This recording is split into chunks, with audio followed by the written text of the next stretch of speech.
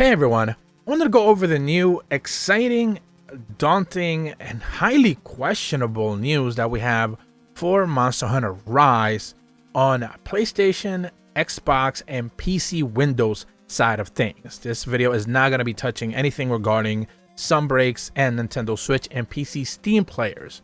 And that is because Capcom basically shadow dropped almost out of nowhere a brand new patch for Xbox Series X and S, Xbox One, and Windows side of things. However, it seems to be like not only is it set to address a couple of issues on some things when it comes to Xbox, which we'll be getting to in a second, but at the same time it seems to be causing more problems than it's actually fixing, even for PlayStation players, which the patch notes, or the quote-unquote alleged patch notes that they gave us, don't mention that this patch is available on PS5. However, even PlayStation 5 players are being affected by this. So this was originally shared on their official Monster Hunter Twitter account. They gave a little bit of a vague outline, and I said, well, wait a minute, where the hell are the actual patch notes? Because in the official Capcom pages for Monster Hunter Rise, they just simply didn't have anything available there. Eventually, after looking through the support pages, I'm going to be leaving a link in the description below. This is essentially what they're calling the patch notes for Monster Hunter Rise's Xbox and Windows versions regarding the fixes to resolve instability issues due to the errors in the game. Now again, they mentioned that this is just for Xbox Series X, Series S, Xbox One, and Windows. And this patch is called version 10.0.3.0. So essentially it's supposed to be live now, so if you haven't necessarily downloaded, you should be able to, or your system should be able to download it automatically. But I'll reiterate this once again. This patch is also affecting PlayStation players, which we'll get to in a second. So I don't necessarily know how they're saying that this is just for Xbox and Windows when even PlayStation players are being, affected by this as well. So this aren't even actual full patch notes. These are just like outlines of patch notes, which is really weird, especially when they've given us like full-on patch notes before. Of course, if you know anything about the Nintendo Switch and Steam version, we've actually gotten pages and pages and pages, 20 minutes worth of a video where I've covered patch notes before, but this is what they're giving us now, specifically for Windows and Xbox players. They're mentioning that they fixed the following issues: occasional frame rate drops and audio cutout. They don't tell you which modes are actually having frame drops. On Xbox, we do know based off the Digital Foundry video that the Xbox version was a little bit unstable. Of course, in typical Digital Foundry fashion, they're always going to praise the PlayStation version. That is just what they do. They don't want to piss off their fan base. That is just the nature of that channel. So I'm a fan of them, but I also know that they're a little bit, biased when it comes to that. But it seems like the Xbox version is being addressed. We don't necessarily know which mode, but apparently frame drops are being adjusted and audio cutting out. This is something that I've seen a couple of players kind of point out who have played on Game Pass. They did specifically mention that there were some audio issues that seems to have been addressed. The second thing that they mentioned is that guest members involuntarily leave the lobby after recruited from a quest. So this basically reverts to when you have like a invited player into a lobby, which I don't necessarily think a lot of people already do.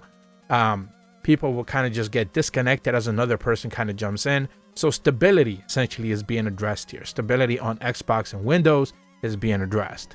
Lastly, they're mentioning that players becoming stuck on loading screen has also been addressed.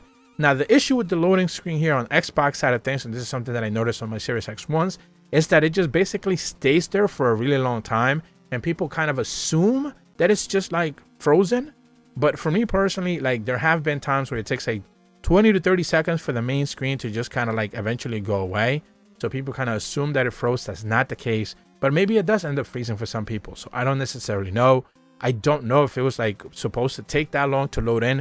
When I reviewed the PlayStation 5 version of the game, I mentioned that loading times were extremely fast, which they are on PS5. They also are on Series X, but I don't necessarily know if this is like a permanent problem, maybe for Xbox One or Series S, which is of course a weaker machine. So therefore, that is a problem that they are facing. I can't really speak to that. I have not played those two consoles for this specific game.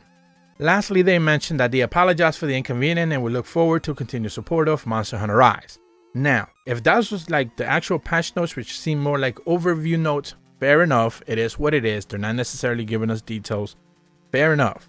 the issue here now arises when you actually take a closer look at the comments on their official Twitter account, where people are essentially requesting for Capcom to kind of revert this update, because some people have reported that their saves basically on PS5 were wiped after some sort of fixed, not necessarily, they didn't their cloud saves are gone, their main console saves are gone for whatever reason. So that was the first thing that a lot of people were complaining about. Then they complained that multiplayer connections on PlayStation as well have been worse since this basically went live. So that is another issue. Another couple of users also mentioned that their DLC on Xbox is now fully gone, so they don't actually have access to any of the DLC that they purchased. This is, of course, something that you have access to via the, Windows Store, PlayStation Store, Steam Store, Nintendo Switch Shop, whatever. But on Xbox, after this patch, basically they no longer have access to all of their DLC. And the last comment that I saw someone kind of bring it up, the fact that the game is now more unstable on Xbox One as well. It's not necessarily as stable frame rate was than it was, even though they're claiming that they address frame rates here. But I saw a couple of users mention that the game is now more unstable than it ever was. So I don't necessarily know what to make of this. Maybe this was a hot patch fix that they kind of just threw up and just kind of try to get it out there as fast as possible. Maybe in response to the complaints from Digital Foundry and channels like that, which of course got a lot of push, a lot of pull based on their viewer numbers and stuff. But at the end of the day, if it was poorly implemented and this is going to be causing more issues than it's worth, then probably not something people should be downloading. But again, when it comes to consoles, and I guess in Nintendo Switch in that regard, at the very least for me, I have manual updates set up, so my games will not upload manually unless I actually tell it to. And on Xbox and PlayStation, I know most people have automatic updates for games, so therefore if you're booting up the console, chances are, even if you have no sleep mode, chances are your version already updated. So that is probably going to be an ongoing issue that you're going to have there. So once again, I'm going to be leaving a link in the description below for the patch notes 10.0.3.0 on Xbox Series X, Xbox One, and PC Windows. But again, PlayStation 4 players are saying that they're also having issues with this. And again, matchmaking is still being a problem on all consoles across the board, except Nintendo Switch and Steam, which thankfully now they're standalone. So they have been patched more than enough. They don't necessarily need these updates, but issues are still available there nonetheless. For me personally, on Series X, things have been a little wonky, but nothing really to write home about. I haven't necessarily made the game is bad, is avoided on Xbox type of video, because I just don't necessarily care. Some of the issues are very minor.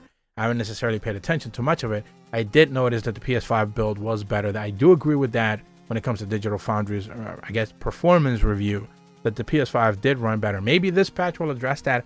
I will probably touch upon this at a later date once I play more of the Series X version of the game. But as we're getting ready to watch the presentation later today, I'm not necessarily going to be playing too much on Xbox and focus more on the Switch version of the game. If you're brand new to my channel, be sure to leave a like and subscribe. Hit the bell to receive notifications when the videos go up. And as always, thank you so much for watching. See ya.